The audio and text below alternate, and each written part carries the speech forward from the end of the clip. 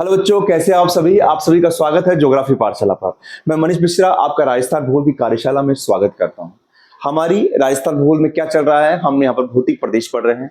थोड़ा सा रिकेप करता हूं मैं आपको। हम बात कर रहे हैं यहाँ पर पश्चिमी मरुस्थलीय प्रदेश की बात कर रहे हैं हम, इसमें शुष्क मरुस्थल हम पढ़ रहे हैं, अर्धशुष्क मरुस्थल हम पढ़ेंगे। हमने दो विभाजन किए थे, वो बात करता हूं मैं आपसे।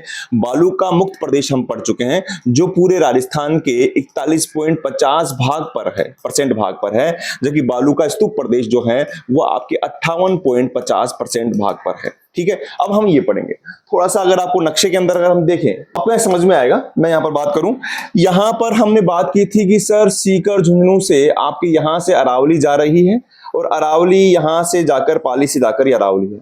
अरावली की समानांतर हमने बात की थी एक वर्षा रेखा है, जिसका नाम किया था हमने कि 50 सेंटीमीटर वर्षा रेखा है, यहां पर बात की थी। और बीकानेर से आपके यहाँ पर जोधपुर ग्रामीण से होते बालोतरा बाड़मेर तक यहाँ पर 25 सेंटीमीटर वर्षा रेखा है, ये बात की थी। और एक जैसलमेर में वर्षा रेखा जा रही थी 10 सेंटीमीटर वर्षा रेखा। हमने क्या कहा था, अगर आपको याद हो, कि ये जो 25 से 10 सेंटीमीटर की जो वर्षा रेखा है ना, इसके जो मध्य का भाग है ये शुष्क मरुस्थल है जो हम पढ़ रहे हैं, और 25 से 50 सेंटीमीटर की वर्षा रेखा, इसके मध्य का जो भाग है वो अर्ध शुष्क मरुस्थल है, जिसको हम पढ़ेंगे। ठीक है ना, ये अर्ध शुष्क मरुस्थल है 25 से 50 के बीच में। हमने ये भी बात की थी कि 50 सेंटीमीटर वर्षा रेखा राजस्थान को दो भागों में विभाजित करती है। हमने ये भी बात की थी कि 25 सेंटीमीटर वर्षा रेखा जो है वो मरुस्थल को दो भागों में विभाजित करती है, अर्ध शुष्क और अर्धशुष्क। और 10 सेंटीमीटर वर्षा रेखा वो रेखा है जो रेड क्लिफ सीमा के रेखा के सहारे गुजरती है, भारत पाकिस्तान की सीमा को बनाती है, और ये यहां से इसकी मरुस्थल की पश्चिमी सीमा, ये हम सब बात की थी। अब हमने बालू का स्तूप मुक्त प्रदेश की बात की, तो हमने बात की थी कि जैसलमेर में अगर बात करें पोखरण और फलोदी और बालोतरा, इसके मध्य जो ये वाला हिस्सा है ये बालू का स्तूप मुक्त प्रदेश है, ये हमने बात कर ली थी 41.50% के हिसाब से। थोड़ा जल्दी हम रिकेप करते हैं। यहां पर अगर आप बात करेंगे थोड़ा सा, अगर आप यूं करेंगे कि यहां पर हमने बात की कि जैसे ये सर ये पोखरण है और ये आपका मोहनगढ़ है। यहां पर नीचे एक भूगर्भीय जल पट्टी है जो 80 किलोमीटर चौड़ी है, 80 किलोमीटर लंबी है, 60 किलोमीटर चौड़ी है, जो सरस्वती नदी का अवशेष है। यहीं पर बात की थी सर हमने कि यहाँ पर सेवन घास पाई जाती है, जिसको कुरड भी कहते हैं, जिसको धामन भी कहते हैं, जिसको लिलोन भी कहा जाता है। और यहाँ पर ये गोडावन जो पक्षी है ना, उसकी यहाँ पर ये प्रजनन स्थली है ना। ये चीजें आपको याद आ रही होगी मैं जब आपसे बात कर रहा हूँ। यहीं पर एक नलकूप था जिसको हम कहते हैं चांदन नलकूप कहते हैं, जो आपके जैसलमेर में है, जिसको खार का गड़ा कहा जाता है। यहीं पर एक बटाड़ू कुआं भी है पास में ही, जिसको हम रेगिस्तान का जलमहल कहा जाता है, हमने ये बात की थी। जैसलमेर में हमने आकल वुड फॉसिल पार्क की बात की थी जो जुरेसिक कल्प का है, जहां पर 18 करोड़ वर्ष पूर्व की वनस्पति पाई जाती, सामुद्रिक वनस्पति पाई जाती है। हमने यहाँ पर बोल्डर की बात की थी, फलोदी के अंदर हमने बोल्डर की बात की थी, बाप बोल्डर की थी, और एक आपकी भादुरा बोल्डर की थी, जहां पर हिमयुग के अवशेष मिलते हैं। हमने सब की चीजें बात की थी, है ना। आज हम बात क्या करेंगे, आज हमारी बात होगी ये जो बालू का स्तूप मुक्त प्रदेश है, इसकी जो बाहर आउटर में जो बच रहा है वो बात करेंगे बालू का स्तूप युक्त प्रदेश। क्या करेंगे, बालू का स्तूप युक्त प्रदेश। बड़ा ही आसान है, बड़ा ही अच्छा है। आप राजस्थान की ज्योग्राफी बेटा इतनी आसान है कि अगर आप इसको नक्शे के साथ याद करेंगे ना तो आपको बड़ी अच्छी लगेगी, रटेंगे तो आप भूल जाएंगे। तो बालू का स्तूप युक्त प्रदेश, अब नाम से स्पष्ट है कि सर बालू का स्तूप युक्त प्रदेश है, तो यहां तो सर बालू का स्तूप ही होंगे। स्तूप क्या होते हैं सर, आप थोड़ा सा बताएंगे। अरे भैया स्तूप तो वही होते हैं कि अगर आपने जैसलमेर कभी देखा होगा, टीवी में देखा होगा, नहीं आप जाकर देखेंगे तो वहां पर आपको टीले दिखेंगे, टीले। वो टीले जो है वो स्तूप ही है, जिसको अपन टिब्बा भी कह देते हैं, अपन टिब्बा भी कह देते हैं ना, टिब्बा भी कह देते हैं, वो स्तूप है।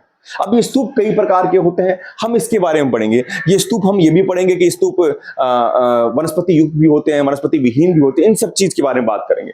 अब इनके क्षेत्र की बात करें तो क्षेत्र कौन सा है, क्षेत्र वही है जो आपका ये बच गया, यानी आपका जैसलमेर, बीकानेर, बाड़मेर, आपका ये वाला हिस्सा बच गया जो आपके बालू का स्तूप युक्त मुक्त प्रदेश से ऊपर का है। तो इसमें मुख्य जो क्षेत्र आ जाएगा आपका, वो आ जाएगा आपका जैसलमेर, बाड़मेर, बीकानेर, जोधपुर, ये वाला हिस्सा आ जाएगा। यहां पर हम बालू का स्तूप के बारे में बात कर चुके हैं, तो स्तूपों का मार्च हम पढ़ चुके हैं। आपको पता है कि स्तूप क्या होते हैं। जैसे ये रेत के टीले हैं, हवा चलती है, सबसे बड़ा अपर्दन का कारण क्या है यहाँ पर स्तूपों पर? यहाँ पर आपके जो अपर्दन करेगा उसका कारण है पवन। ये बात आपको पता है। हवा चल रही है, धीरे धीरे रेत के कण उड़ उड़ के जा रहे हैं, यहाँ पर रेत के कण यहाँ पर उड़ के जाते हैं और यहाँ पर इसके यहाँ पर निक्षेप कर देते हैं और धीरे धीरे यहाँ पर स्तूप बन जाता है। ये रेत का टीला आगे बढ़ता है, इसी को हम कहते हैं रेगिस्तान का मार्च कहते हैं, जो हमने बात की थी। इसी को मरुस्थल का आगे बढ़ना कहते हैं और इसी को हम रेत के टीलों को आगे बढ़ना कहते हैं, जो नाचना गांव जैसलमेर में प्रसिद्ध है। ये सब बातें कर चुके हैं हम। अब बालू का स्तूप युक्त प्रदेश में सबसे बड़ी बात करें कि ये स्तूप सबसे ज्यादा कब बनते हैं, तो बेटा ये बनते हैं आपके जून जुलाई के अंदर, यानी जून जुलाई में जब सबसे तेज हवा चलती है उस वक्त यहां पर बालू का स्तूपों का निर्माण ज्यादा होता है। बालू का स्तूप ज्यादा बनता है, इनका निर्माण ज्यादा होता है। ठीक है, ये हम बात करें तो जून जुलाई आपको डेट याद रहनी चाहिए। जून जुलाई के लगभग, मई जून के लगभग आपके यहां पर ये स्तूपों का निर्माण होता है। अच्छा, यहां पर और क्या है सर? यहां पर हम ये पढ़ सकते हैं कि बालू का स्तूप जो बन रहे हैं ना, यहां पर ये बालू का स्तूप जो बन रहे हैं, इनके कई नाम है बेटा। नाम क्या है मैं आपको बताऊं। जैसे अगर हम बात करें, सीधा नाम लें कि सर बालू का स्तूप भी हमने पढ़ा है, बिल्कुल पढ़ा होगा आपने। हमने सर धोरा भी पढ़ा है, धोरा, और हमने सर धरियन भी पढ़ा है। ये है क्या सर? ये सब रेत के टीले हैं बेटा, सब रेत के टीले हैं। लेकिन है क्या? बालू का स्तूप के बारे में बात करें तो ये कर सकते हैं कि वायु द्वारा अपर्दन से जो निक्षेप से जो टीले बनते हैं, निक्षेप से जो टीले बनते हैं उनको बालू का स्तूप कहते हैं। सीधी सामान्य से परिभाषा है कि जो भी टीले बनेंगे उनको बालू का स्तूप बोलेंगे। तो सर धोरा क्या है? सर धोरा ये एक तरीके से साहित्यिक नाम है। आपने जैसे राजस्थान में पढ़ा होगा, राजस्थानी भाषा के ग्रंथ पढ़े होंगे, तो धरती धोरारी आपने पढ़ा होगा, है ना? तो वहां पर धरती धोरारी आ रहा है, तो धोरा इन्हीं के लिए कहा गया है, इन टीलों के लिए कहा गया है। तो एक तरीके से साहित्यिक नाम है, ये राजस्थान में इसका साहित्यिक नाम है। और धरियन का है, धरियन जैसलमेर में जो रेत के टीले हैं उनको कहा जाता है जैसलमेर में। और ये क्या होते हैं? गतिशील होते हैं। तो धरियन क्या होते हैं? जैसलमेर में टीलों के स्थानीय नाम है, गतिशील होते हैं, और ये थोड़ा साहित्यिक नाम है। अच्छा, और क्या पढ़ सकते हैं सर हम इसके बारे में? इसमें आप देखेंगे कि जो रेत के टीले होते हैं ना, रेत के टीले, यहां पर जो हमारा, इसमें आगे और क्या पढ़ सकते हैं कि जो हमारा जो पश्चिमी मरुस्थली जो बात कर रहे हैं, पश्चिमी मरुस्थल की बात कर रहे हैं, इसका निर्माण, ये विश्व में एकमात्र एक ऐसा मरुस्थल है जिसका निर्माण दक्षिणी पश्चिमी मानसून की पवनों के द्वारा हुआ है। दक्षिणी पश्चिमी मानसून की पवनों के द्वारा हुआ। कैसे हुआ है आप यूं समझिए, ये हमारा भारत है, भारत के अंदर ये हमारा राजस्थान है, ये मानकर चलिए, और यहां से हमारी दक्षिण पश्चिमी मानसूनी पवनें चल रही है। ये जब चल रही है तो यहाँ समुद्र से रेत के कण यानी नमक के कण लेकर आती है, और इन नमक के कणों का यहाँ पर क्या करती है, यहाँ पर हजारों मतलब लाखों सालों से आ रही है, तो यहाँ पर नमक की परतों को बिछा रही है, नमक के कणों को बिछा रही है, इसलिए यहाँ पर मरुस्थल का विकास हुआ है। तो हम पश्चिमी मरुस्थल के निर्माण का एक कारण बता सकते हैं कि दक्षिणी पश्चिम मानसून पवनों से इस मरुस्थल का निर्माण हुआ है। यहाँ पर अगर हम बात करें, तो दो चीजों को और देखना चाहिए। एक तो है महान मरुस्थल, इसको आप नोट कर लीजिएगा, और एक करेंगे लघु मरुस्थल। सीधा ही क्वेश्चन बन जाता है। महान मरुस्थल जो आपके, अगर बात करें यहां पर हम इसमें देखेंगे, नक्शे में देखेंगे, तो ये आपको जैसलमेर है, बीकानेर है, बाड़मेर है, यहीं पर महान मरुस्थल बना हुआ है, यहीं पर ही। बाकी तो आपका बालू का स्तूप मुक्त प्रदेश है, तो यहां पर क्या है? जैसलमेर, बाड़मेर और बीकानेर, ये आपका महान मरुस्थल में आ जाता है, इसके आसपास का क्षेत्र आ जाता है। जबकि लघु मरुस्थल में क्या आता है? कच्छ का रण, जो कच्छ का रण है, ये कच्छ की खाड़ी है, कच्छ के रण से लेंगे, कच्छ के रण से बीकानेर तक का जो भाग है, वो लघु मरुस्थल में आता है ना? कच्छ के रण से बीकानेर तक का भाग का, जैसे कच्छ का रण कहां से होगा? कच्छ का रण आपके यहां से होगा, अगर आप नक्शे में देखेंगे आप यहां से, तो कच्छ के रण से लेकर आपके यहां पर बाड़मेर आ गया, बालोतरा आ गया, फलोदी आ गया, ये बीकानेर का जो ये भाग आ रहा है, ये आपके लघु मरुस्थल में आता है। अब बालू का स्तूप के प्रकार हम पढ़ेंगे, और बालू का स्तूप के जो प्रकार है ना बेटा, वो हम दो तरीके से पढ़ सकते हैं। पहला पढ़ेंगे हम यहां पर पवनों की दिशा के हिसाब से, पवन की दिशा के अनुसार, और दूसरा पढ़ेंगे हम यहां पर आकृति के अनुसार, बालू टीलों की आकृति के अनुसार। अब पवनों की दिशा के अनुसार क्या है, पवनों की दिशा के अनुसार मतलब पवन की दिशा किधर चल रही है और रेत के टीले किधर बन रहे हैं। यहां पर हम तीन नाम पढ़ेंगे, एक तो पढ़ेंगे हम बरखान, बरखान पढ़ेंगे, एक पढ़ेंगे हम अनुधैर्य, अनुधैर्य बालू का स्तूप, और एक पढ़ेंगे हम अनुप्रस्थ बालू का स्तूप, अनुप्रस्थ बालू का स्तूप। आकृति के अनुसार क्या पढ़ेंगे, जो बच गया वो सारा पढ़ेंगे। जैसे आप ले सकते हैं यहां पर बरखान के अलावा ले सकते हैं आप पैराबोलिक, पैराबोलिक बालू का स्तूप, आपका सीफ वो भी आप ले सकते हैं। आप इसके अलावा क्या ले सकते हैं, सुप्र काबीज हैं वो भी ले सकते हैं, आप नेपका भी ले सकते हैं, है ना। हम ये जितने भी आकृति के अनुसार वो सबको पढ़ेंगे। तो पहले हम पढ़ते हैं पवनों की दिशा के हिसाब से। तो पवनों की दिशा के अनुसार, पवनों की दिशा के अनुसार बालू का स्तूप। एक बात और ध्यान रखिएगा बेटा, जो बालू का स्तूप होते हैं इनमें से कुछ वनस्पति विहीन होते हैं, कुछ वनस्पति मुक्त होते हैं। कुछ बालू का स्तूप का एक प्रकार ये भी बनता है, बालू का स्तूप का एक प्रकार ये भी बनता है, एक तो बनता है वनस्पति विहीन और एक बनता है वनस्पति युक्त। वनस्पति विहीन जैसे आपने सम्य स्थान पढ़ा था जैसलमेर में, जिसको राजस्थान का थंडरबोल्टर भी कहते हैं, वहां पर आपको कोई भी वनस्पति नहीं मिलेगी। आप देखते होंगे रेगिस्तान में, आप देख रहे हैं चारों तरफ रेत के टीले टीले हैं। लेकिन वनस्पति युक्त क्या होते हैं, कभी आपने खिजड़ी का वृक्ष देखा हो, बबूल का देखा हो, केर का देखा हो, उस केर का पेड़ है, उसके चारों ओर क्या है, रेत के टीले बने हुए हैं चारों तरफ, तो उसके आसपास रेत के टीले। तो आपको वनस्पति विहीन भी याद रखना पड़ेगा, वनस्पति युक्त भी याद रखना पड़ेगा। अब पवनों की दिशा के हिसाब से पहला जो बालू का स्तूप का प्रकार है वो है बरखान। वो क्या है, बरखान। तो बेटा अब हम करेंगे पवनों की दिशा के अनुसार कौन कौन से बालू का स्तूप बन रहे हैं। तो पहला लेते हैं बरखान, बड़ा ही महत्वपूर्ण है, भर भर के क्वेश्चन आते हैं बेटा, यहाँ से अच्छे अच्छे क्वेश्चन आते हैं। तो बरखान क्या होता है पहले आप समझ जाइए। बरखान क्वेश्चन आता है तो पहली बात तो ये है, यहाँ पर सीधा सा प्रश्न दे देता है कई बार कि ये क्या है, बालू का स्तूप का एक प्रकार है, बालू का स्तूप का प्रकार है। कह देता है बरखान क्या है, ये कोई लवणीय झील है क्या, है ना, किस तरीके से रहते, तो बालू का स्तूप का प्रकार है। अब बनते कैसे हैं बालू का स्तूप, ये समझिए आप। इसमें इनकी आकृति क्या होती है, एक एक बारीकी चीज से समझाऊंगा। पहला प्रश्न। दूसरा प्रश्न बनता है कि आकृति क्या होती है। आकृति होती है आधे चंद्रमा के अनुसार, यानी अर्धचंद्राकार, अर्धचंद्राकार इनकी आकृति होती है। बनते कैसे हैं तो आप समझिए कि यहां पवन चल रही है, पवनों की दिशा इस तरीके से हो गई, ये पवन की दिशा हो गई, है ना, और यहां पर इनकी आकृति होती है इस तरीके से, इस तरीके से ये बालू का स्तूप बनते हैं। आधे चांद के हिसाब से बालू का स्तूप बनते हैं, ठीक है, इस तरीके से ये बालू का स्तूप बन जाते हैं। यहां पर ये जो पवन विमुखी, जो पवन मुखी ढाल है, इसको बोलते हैं पर पवन मुखी ढाल, पवन मुखी यानी पवन की तरफ ढाली ढाल जो होती है, ये पवन मुखी ढाल होती है। इसको उत्तल ढाल भी कहते हैं, सारे नाम याद कर लीजिएगा, उत्तल ढाल भी कहते हैं। इसको उन्नतोत्तर ढाल भी कहा जाता है, ठीक है। ये ढाल जो होती है, यहां पवन टकराती है, रेत के टीलों को इकट्ठा करती है बीच में से, यहां पर रेत को करती है, बीच का भाग सबसे ऊंचा होता है, और फिर यहां से ये नीचे उतरती है। यहां पर ये नीचे वाला ढाल होता है जो बड़ा तीव्र होता है, ठीक है ना, बड़ा तीव्र ढाल होता है, ये नीचे वाला ढाल होता है, ठीक है। मतलब रेत का टीला ऊपर गया और फिर वहां से आधे चांद की तरफ से चले गया। तो आप मान लीजिए ये ढाल हो गया, ये ढाल क्या हो गया, खड़ा हो गया, ठीक है। इस ढाल को क्या कहते हैं, इस ढाल का नाम क्या है, इस ढाल को पवन विमुखी ढाल भी कहते हैं, पवन विमुखी ढाल भी कहा जाता है। इसको अवतल ढाल भी कहते हैं, अवतल ढाल भी कहते हैं। इसको नतोदर ढाल भी कहा जाता है, नतोदर ढाल भी कहा जाता है। और इसकी यहां पर ढाल क्या होती है, ये ढाल मंद होती है, ये ध्यान रखना है आपको, ये ढाल क्या होती है, मंद होती है, जबकि ये ढाल क्या होती है, ये ढाल तीव्र होती है, ठीक है। तो ये बरखान होते हैं, आधे चंद्रमा के हिसाब से आकृति होती है। आप इसको यूं समझ जाइए, आप, है ना, इस तरीके से समझ लीजिए।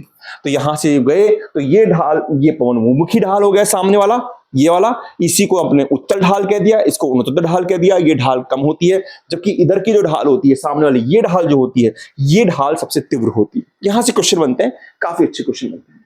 अच्छा, इसमें और खास बात क्या है सर, और खास बात यह है कि यहां पर अगर हम बात करें, जो ये बरखान होते हैं ना, बरखान, ये क्या होते हैं, सर्वाधिक गतिशील होते हैं, यानी आप लगातार आगे बढ़ते रहते हैं, सर्वाधिक गतिशील होते हैं। अरे भैया, जब सर्वाधिक गतिशील होंगे तो सर्वाधिक युवा भी होंगे, सर्वाधिक नवीन भी होंगे, बार बार बनते रहेंगे, रटना नहीं है। तो सर्वाधिक नवीन बालू का स्तूप भी यही होते हैं, सर्वाधिक नवीन बालू का स्तूप भी यही होते हैं। अच्छा, सर्वाधिक नवीन बालू का स्तूप हो गए। अब जब गतिशील है तो सर्वाधिक नुकसानदायक बालू का स्तूप भी ये करते हैं, सर्वाधिक नुकसान भी इनके द्वारा पहुंचा जाता है। और नुकसान पहुंचा रहेगा तो मरुस्थल का जो सर्वाधिक विस्तार करते हैं वो भी कौन से करते हैं, आपके बरखान बालू का स्तूप करते हैं। कौन से करते हैं, बरखान बालू का स्तूप करते हैं। इतनी विशेषता इसके अंदर यहां पर आ जाती है। अच्छा, एक खास बात और सुनिए, बरखान बालू का स्तूप में देखेंगे आपकी पवन की दिशा तो ये चल रही है ना, और ये कैसे बन रहे हैं, ये खड़े ढाल के हिसाब से बन रहे हैं। देखिए आप यहां पर इनकी ढाल ऐसी है, तो ये कैसे बन गए, ये अनुप्रस्थ हो गए। सबसे खास बात, ये अनुप्रस्थ बालू का स्तूप होते हैं, अनुप्रस्थ बालू का स्तूप होते हैं। अभी हम पढ़ेंगे आगे कि सीप जो बालू का स्तूप होते हैं, इसमें इसकी भुजा आगे बढ़ जाती है, वो अनुधेरे होते हैं। तो ये भी बहुत क्वेश्चन बनता है, आरएस में आया हुआ है कि बरखान किस प्रकार के बालू का स्तूप है, अनुप्रस्थ बालू का स्तूप है। ठीक है, यहां पर क्वेश्चन आ गया। अच्छा, अब ये सर्वाधिक कहां पाए जाएंगे आपके, ये सर्वाधिक पाए जाते हैं सर शेखावटी क्षेत्र में पाए जाते हैं, शेखावटी क्षेत्र में पाए जाते हैं। तो सर शेखावटी क्षेत्र में नाम तो बताइए, नाम कौन कौन से हैं, नाम बताता हूं मैं आपको। भालेरी है सर, भालेरी। भालेरी कहां पर है, चूरू में है सर, चूरू में। अच्छा, मांडवा है सर, मांडवा या मंडवा, ये कहां पर है सर, झुंझुनू में है सर, झुंझुनू में। अच्छा, और बताइए सर, ओसिया, ओसिया कहां पर है सर, ओसिया कहां पर है सर, ये जोधपुर में है सर, ये जोधपुर में है। आपके सूरतगढ़, सूरतगढ़ कहां पर है सर, सूरतगढ़ कहां पर है, आपके गंगानगर में है। आपके करनी माता या फिर देशनोक, या फिर देशनोक, ये कहां पर है सर, ये आपके बीकानेर में है। ठीक है ना। तो ये सब बालू का स्तूप हो गए, बरखान बालू का स्तूप हो गए, बहुत मोस्ट हो गए। यहां से यहां भी क्वेश्चन बनते हैं, ढाल के हिसाब से भी क्वेश्चन बनते हैं। अर्धचंद्राकार आकृति होती है, अनुप्रस्थ प्रकार के होते हैं। सर्वाधिक तीव्र ढाल कौन सा होता है, जो पवन विमुखी होता है। सर्वाधिक जो मंद ढाल जो होता है वो होता है पवन मुखी ढाल होता है। कहां पाए जाते हैं, ये शेखावटी क्षेत्र में पाए जाते हैं। ठीक है, अब हम जो आगे बढ़ेंगे, पवनों की दिशा के पढ़ लिए, बरखान पढ़ लिए। अब जो हमारा अगला आएगा पवनों की दिशा के हिसाब से, वो आएगा अनुधैर्य बालू का स्तूप, अनुधैर्य बालू का स्तूप। और एक लेंगे अनुप्रस्थ एक लेंगे हम, माफ कीजिएगा, अनुप्रस्थ। तो पहले अनुधैर्य को समझिए। देखिए, अनुधैर्य बालू का स्तूप के अंदर आपको उसमें क्या देखना है कि यहां पर ये हवा के, इसका निर्माण कैसे होता है, इसका निर्माण होता है पवनों की दिशा के समांतर या पवनों की दिशा में, पवनों की यानी पवन की दिशा में या उसके समांतर इनका निर्माण होता है, इनका निर्माण होता है। कैसे मालूम करें सर, देखिए इसको याद करने का तरीका क्या है, अनुधैर्य, तरंग धैर्य। और तरंग धैर्य कैसे चलती है, अगर आपने देखा हो तो तरंग धैर्य ऐसे चलती है। अगर साइंस के विद्यार्थी रहे हो, तरंग धैर्य ऐसे चलती है। तो ये बालू का स्तूप भी ऐसे बनेंगे, बिल्कुल सीधे हवा के समांतर। तो आप याद कर सकते हैं अनुधैर्य और अनुधैर्य यानी तरंग धैर्य। और तरंग धैर्य कैसे चलती है, तरंग धैर्य यूं चलती है। तो इस तरीके से ये क्या हो गए, एक तरीके से ये आपके बालू का स्तूप हो गए जो हवा के समांतर चल रहे हैं। इसमें हवा कैसे चलती है, आप इसको यूं देखेंगे, पवन चल रही है आपकी इस तरीके से, पवन यहां चल रही है, ये पवन है। और आपके जो बालू का स्तूप बन रहे हैं वो इस तरीके से बनेंगे। यहां पर जैसे यहां पर ये बन गए, ये बालू का स्तूप बन गए। इधर भी चल रही है तो यहां पर भी बालू का स्तूप बन गए। यानी पवन की दिशा के समांतर इन बालू का स्तूपों का निर्माण होता है। सबसे खास बात है। अच्छा, आप इसको और भी याद कर सकते हैं, अनुधैर्य। तो धैर्य के अंदर कर सकते हैं कि जिसको धैर्य होता है वो व्यक्ति सीधा चलता है। जो धैर्य होता है ना, वो व्यक्ति बिल्कुल सीधा चलता है, अपने पथ पर चलता है। तो अपने पथ पर चलते रहते हैं, बिल्कुल सीधे चलते रहते हैं। इसलिए याद रहेगा कि पवनों की दिशा में बनते हैं या पवनों की दिशा के समांतर होते हैं। खास बात ये होती है कि इनकी ऊंचाई देखिए आप, ऊंचाई तो सर्वाधिक ऊंचाई वाले बालू का स्तूप है।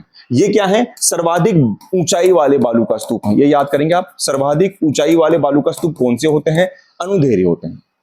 ऊंचाई वाले बालू का स्तूप, जितने भी क्वेश्चन बन रहे हैं बेटा मैं यहां पर बनाऊंगा, आप लोगों को देखिए। सर्वाधिक ऊंचाई वाले बालू का स्तूप कौन से होते हैं, अनुधैर्य होते हैं, अनुधैर्य बालू का स्तूप होते हैं। ठीक है।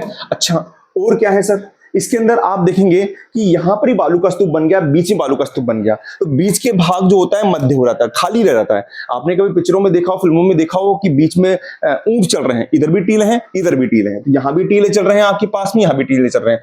तो ये जो मध्य का जो खाली भाग है इसको कहते हैं गारो, और इसको कहते हैं कॉरिडोर। क्या कहते हैं, कॉरिडोर, यानी बीच में से जाने का रास्ता। इसको गारो भी कहते हैं, गारो, या फिर इसको कॉरिडोर भी कहा जाता है। जो मध्य भाग होता है इसको गारो या कॉरिडोर कहा जाता है। अच्छा, सर्वाधिक कहां पर होते हैं, ये बालू का स्तूप सर्वाधिक कहां पर होते हैं, ये मिलेंगे आपको जैसलमेर में। कहाँ मिलेंगे? जैसलमेर के अंदर मिलेंगे। और फिर आप इसमें देखते हैं राजस्थान में ये जैसलमेर में है, आपके पास में ये बाड़मेर में है, ये जोधपुर में मिल जाएंगे आपको, बीकानेर में मिल जाएंगे। बीकानेर में एक स्थान है उसका नाम है पुंगल, पुंगल वहां पर इसको मिल जाएंगे। हनुमानगढ़ में मिल जाएंगे, रावतसर में मिल जाएंगे, रावतसर में, हनुमानगढ़ में ये वाले आपके बालू का स्तूप मिल जाएंगे। तो ये अनुधेर्य बालू का स्तूप हो गए, सर्वाधिक ऊंचाई वाले बालू का स्तूप हो गए। और मेन बात याद रखिए कि पवनों की दिशा के समांतर हो गए। अगला देखिए आप, तीसरा, मैंने 3 की बात की थी, तीसरा है अनुप्रस्थ, अनुप्रस्थ बालू का स्तूप। हमने अनुधेर्य पढ़ लिया जो हवा के समांतर अपने रेत की टीलों को बना रहा था। अनुप्रस्थ में देखिए आपको किताब में कई जगह मिल जाएगा कि इनका निर्माण कैसा होता है, लेकिन कहीं पर समझाया गया नहीं है। मैं आपको समझाने की पूरी कोशिश करता हूं। निर्माण में ये बोलते हैं कि पवनों की दिशा के लंबवत इनका निर्माण होता है, पवनों की दिशा के लंबवत इन बालू का स्तूपों का निर्माण होता है। लेकिन खास बात क्या है, इन स्तूपों का निर्माण तब होगा बेटा जब उस पवन की दिशा में कोई क्या आ जाए, अवरोध आ जाए, यानी कोई पहाड़ी आ जाए, कोई बड़ी पहाड़ी, छोटी पहाड़ी आ जाए, तो ही यहां पर इसका निर्माण होगा, है ना। पहाड़ होगा तो ही निर्माण होगा। कैसे होगा सर बताइए? लीजिए, आप यूं मानकर चलिए ये मरुस्थल है और इस मरुस्थल में यहां पर चल रही है आपकी पवने। ये क्या चल रही है? पवने चल रही है। अब पवने चल रही है और यहां पर आपके एक पहाड़ी है, ठीक है जी, यहां पर एक पहाड़ी है जी।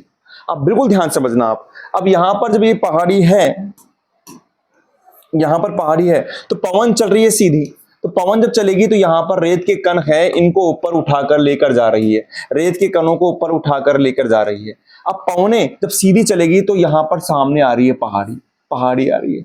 अब ये मानकर चलिए कि जब पवन चलती है तो पहाड़ सामने आता है, तो पवन इधर जाएगी तो भी पहाड़ होगा, उधर जाएगी तो पहाड़ होगा। पवनों को ऊपर चलना पड़ेगा। कैसे चलना पड़ेगा? ऊपर, इस तरीके से, है ना। अब पवन कैसे चल रही है? इस तरीके से ऊपर की तरफ चली जा रही है। अब रेत के जो कण है, रेत के जो कण है, ध्यान समझना, इसको जब ऊपर लेकर जाएंगे तो ये ऊपर लेकर जा नहीं पाएगी रेत के कणों को, और यहीं पर गिरा देगी, तो यहां पर एक रेत के टीले का निर्माण हो जाएगा। अब पवन की दिशा कैसी है? पवन की दिशा आपकी इस तरीके से है। पवन की दिशा तो यहां जा रही है, ऊपर जा रही है, और रेत का टीला यूं बन रहा है, तो एक तरीके से समकोण बन रहा है। इसलिए इसी बालू का स्तूप को कहते हैं अपन अनुप्रस्थ बालू का स्तूप। क्या कहते हैं? अनुप्रस्थ बालू का स्तूप। समझ गए आप? ठीक है। अच्छा, अब पवन जो होगी ना भैया, पवन तो बेटा आगे भी चलेगी और आगे कुछ रेत की कणों को यहां बिछा देगी, तो कुछ रेत की कणों को यहां बिछाएगी तो यहां पर भी एक रेत की कणों का बिछाव हो जाएगा, यहां भी टीला बन जाएगा, लेकिन इसके बजाय कम बनेगा। तो यहां पर ढाल क्या होगी? पवन, जो पवन की तरफ जो है, आप यूं मानकर चलिए, पवन की तरफ, पवन मुखी की तरफ ढाल क्या होगी? कम होगी, ढाल कम होगी। जबकि यहां पर जो पवन विमुखी है, पवन की दूसरी तरफ है, यहां पर ढाल क्या होगी? ज्यादा होगी। जो खड़ा है ना, खड़ा है ना, अब खड़ा है तो ढाल ज्यादा ही होगी बेटा। ये किसका एक तरीके से, तो बीच में पहाड़ी आ गई और यहां पर जो बन गया है वो पवन विमुखी ढाल बन गया, यानी अनुप्रस्थ बालू का स्तूप बन गया। ठीक है। अच्छा, निर्माण कहां होगा? सर आपने कहा पहाड़ियों के पास होगा, तो बिल्कुल वही निर्माण होगा। हम लीजिए क्षेत्र, तो यहां पर मैं नाम लूंगा चित्रकूट पहाड़ी का नाम लूंगा, चित्रकूट पहाड़ी का नाम लूंगा, पहाड़ी का नाम लूंगा। अगर जोधपुर में नाम लूंगा तो मैं यहां पर नाम लूंगा चिड़िया टूक पहाड़ी का नाम लूंगा, चिड़िया टूक पहाड़ी का नाम लूंगा। ठीक है। अगर मैं नाम लेता हूं अजमेर में, तो अजमेर में मैं पुष्कर की पहाड़ी, या फिर बूढ़ा पुष्कर भी कहते हैं, क्या कहते हैं? बूढ़ा पुष्कर भी कहते हैं, या फिर हम इसमें कह सकते हैं नाग पहाड़ भी कह सकते हैं, वहां पर इनका निर्माण लूंगा। अगर मैं बाड़मेर में नाम लेता हूं मैं इन अनुप्रस्थ बालू का स्तूप का, तो मैं 56 की पहाड़ियों में नाम लूंगा, 56 की पहाड़ियों में नाम लूंगा। ठीक है। तो देखिए आप, पहाड़ियों के आसपास ही ये जो अनुप्रस्थ बालू का स्तूप बन रहे हैं, बिल्कुल ठीक है ना। तो ये बात को समझिए। अगर हम रावतसर में नाम लेते हैं तो वहां पर बन जाएंगे, हनुमानगढ़ में बन जाएंगी आपकी, हनुमानगढ़ में बन जाएगी। और अगर सर्वाधिक अनुप्रस्थ बालू का स्तूप कहां बनते हैं, तो वो बनते हैं जोधपुर ग्रामीण में। कहां बनते हैं? जोधपुर ग्रामीण में बनते हैं। तो सर सर्वाधिक बरखान कहां बन रहे हैं? शेखावटी में बन रहे हैं। सर्वाधिक अनुधेर्य कहां बन रहे हैं? जैसलमेर बन रहे हैं। और सर्वाधिक आपके अनुप्रस्थ कहां बन रहे हैं? जोधपुर के अंदर बन रहे हैं। ठीक है ना। ये एक सीधी सी कहानी हो गई है, जोधपुर ग्रामीण बन रहे हैं। अब हम जो अब अगला पढ़ने जा रहे हैं वो आकृति के अनुसार पढ़ने जा रहे हैं। बिल्कुल आराम से होले होले समझ रहे हैं। आकृति के अनुसार बालू का स्तूप। ठीक है जी, आकृति के अनुसार। पहला लीजिए, पहला मैंने लिया है पैराबोलिक बालू का स्तूप, पैराबोलिक बालू का स्तूप। समझिए, देखिए नाम से पता पड़ा पैराबोलिक, यानी पैराबोल एक तरीके से ले लीजिए, पैराबोल, कहीं पर पैराबोल भी बोल देता है, पैराबाल भी बोल देता है, पैराबोल बालू का स्तूप। तो यहां बाल आ रहा है, तो बाल आ रहा है, तो जैसे महिलाएं जो हेयर पिन लगाती हैं तो ये हेयर पिन के हिसाब से बनते हैं, हेयर पिन की आकृति के बनते हैं, इसलिए इनको हेयर पिन बालू का स्तूप भी बोलते हैं, हेयर पिन बालू का स्तूप भी बोला जाता है।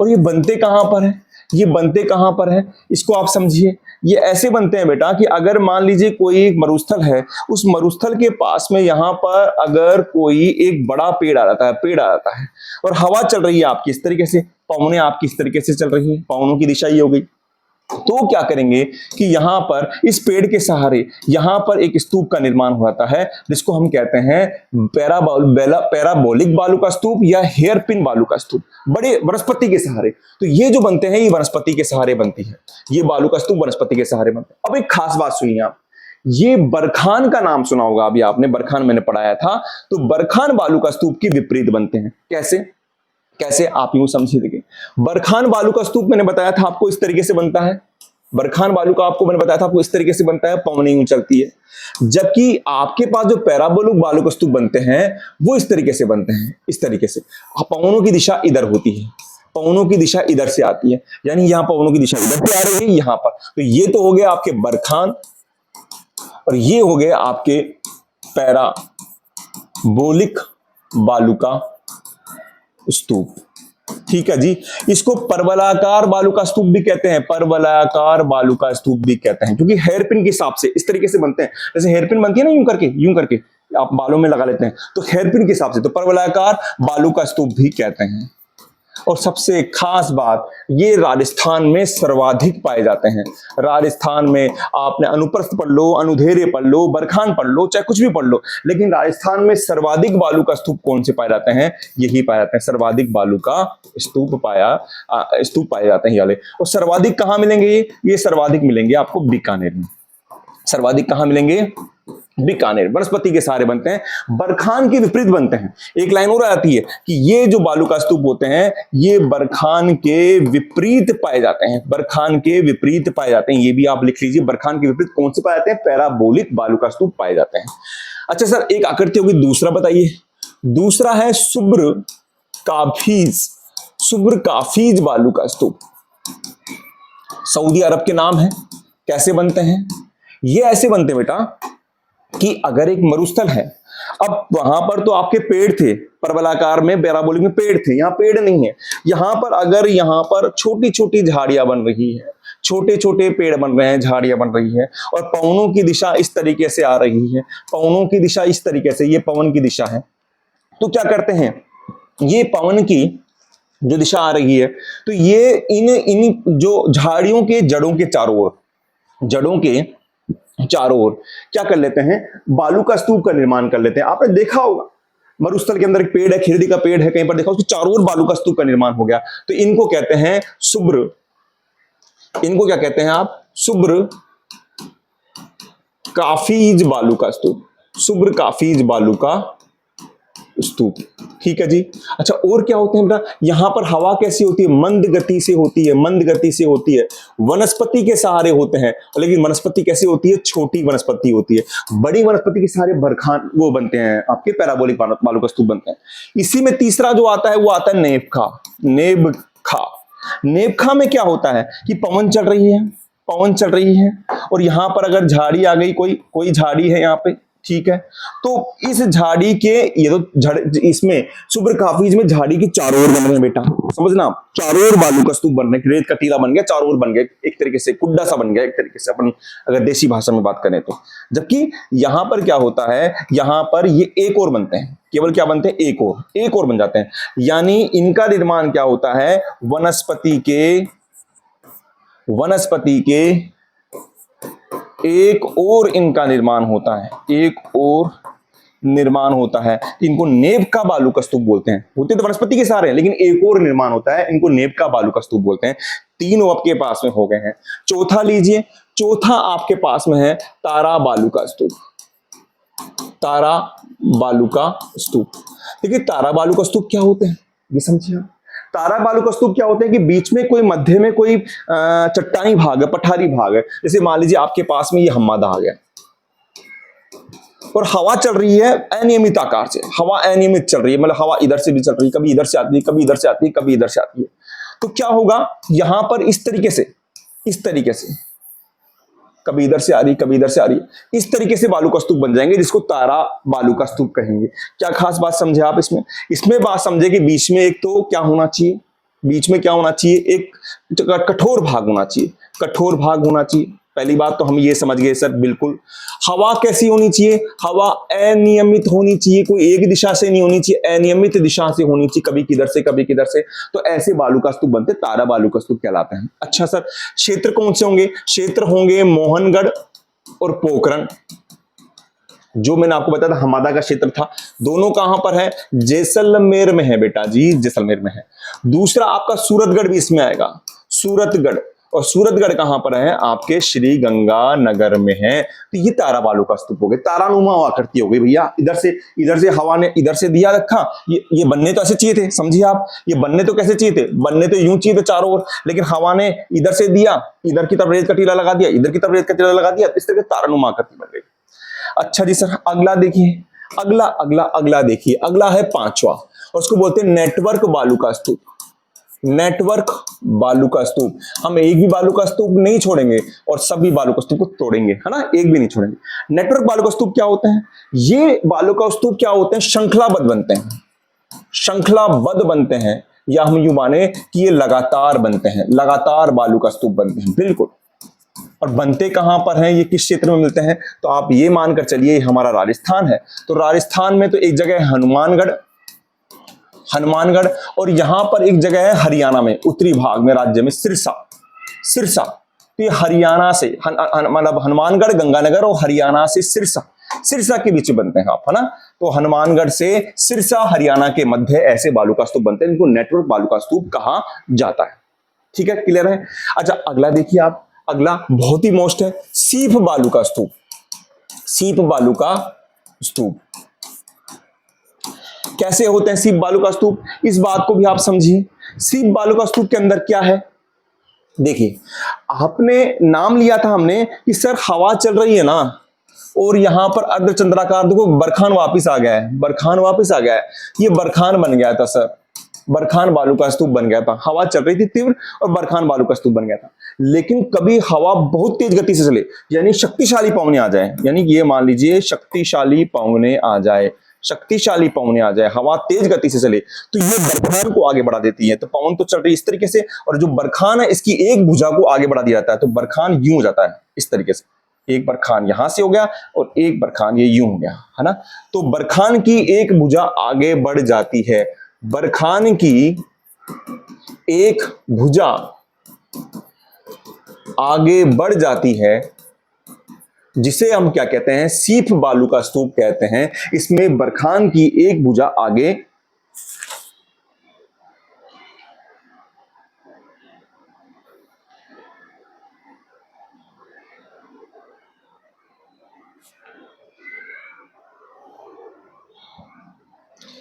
इसमें बरखान की एक भुजा आगे बढ़ जाती है, इसको सीप बालू का स्तूप कहते हैं। और देखिए कि बेटा यहां हवा चल रही है, इधर चल रही है, देखिए आप, मेरी बात समझना आप ध्यान से, हवा चल रही है, ये दिशा है हवा की, और ये भी किधर बन रहे हैं? इधर ही बन रहे हैं। तो एक तरीके से ये कैसे बालू का स्तूप हो गए? अनुदैर्घ्य बालू का स्तूप हो गए, अनुदैर्घ्य बालू का स्तूप हो गए। जबकि आपके बरखान कैसे थे? बरखान अनुप्रस्थ थे, हवा के दिशा के समकोण बन रहे थे, तो ये अनुप्रस्थ थे। ये आया हुआ है आरएस की परीक्षा में कि सीप किस प्रकार का बालू का स्तूप है? अनुदैर्घ्य। आप समझिए कि हवा चल रही है यूं, और ये स्तूप भी जैसे हवा, ये स्तूप यूं थे, लेकिन हवा चलने के कारण कैसे हो गए? ऐसे हो गए। तो हवा की दिशा में ही हो गए ना, थे तो ऐसे ही बरखान थे, लेकिन हवा तेज चली तो उसने ऐसे मोड़ लिया, तो हवा की दिशा में ही हो गए। ठीक है, तो ये अनुदैर्घ्य बालू का स्तूप हो गए। ठीक है, ये बड़े ही मोस्ट क्वेश्चन हैं। अच्छा, आप इसमें और फैक्ट्स क्या ले सकते हैं? हम इसमें फैक्ट्स ले सकते हैं कि आप बात करें कि सर्वाधिक बालू का स्तूप कहां मिलेंगे आपको? सर्वाधिक बालू का स्तूप कहां मिलेंगे आपको? तो सर्वाधिक बालू का स्तूप मिलेंगे आपको जोधपुर में मिलेंगे, सॉरी जैसलमेर में मिलेंगे। कहां पर मिलेंगे? जैसलमेर में मिलेंगे। लेकिन आप बात करें ऐसी जगह जहां सभी प्रकार के बालू का स्तूप मिल जाए, आपको अनुप्रस्थ भी मिल जाए, आपको अनुदैर्घ्य भी मिल जाए, है ना, आपको सभी प्रकार के बालू का स्तूप मिल जाए, तो सभी प्रकार के बालू का स्तूप कहां मिलेंगे? सभी प्रकार के बालू का स्तूप कहां मिलेंगे? तो वो होंगे आपका जोधपुर ग्रामीण। वो कौन सा होगा? जोधपुर ग्रामीण होगा। ठीक है बेटा, मुझे उम्मीद है कि आपको सारे बालू का स्तूप समझ में आ गए होंगे, चाहे आप बरखान की लें, चाहे आप अनुधेरे की लें, चाहे अनुप्रस्थ की लें, जो अपने पवन की दिशा के अनुसार बढ़ रहे हैं।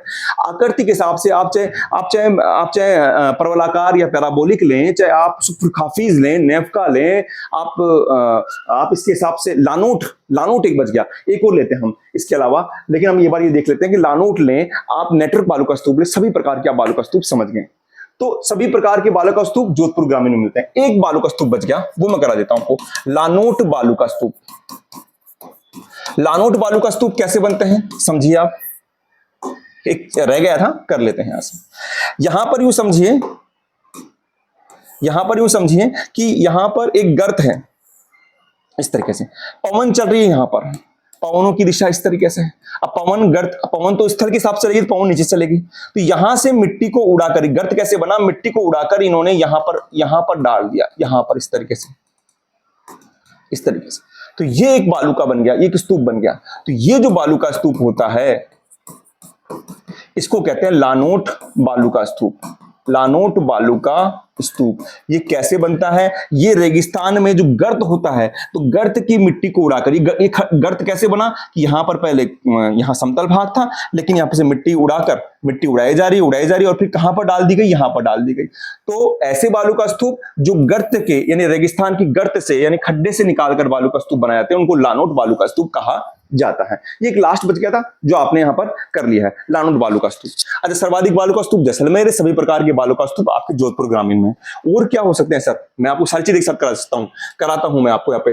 अगर बात करें सर्वाधिक कौन से बालू का स्तूप मिलते हैं हमारे राजस्थान में, कौन से प्रकार के मिलते हैं, प्रकार कौन सा है? तो वो बात क्या था? पैराबोलिक बालू का स्तूप। पैराबोलिक बालू का स्तूप बात किया था सर, ये आपने कराया था। अच्छा, आपसे पूछे कि सर्वाधिक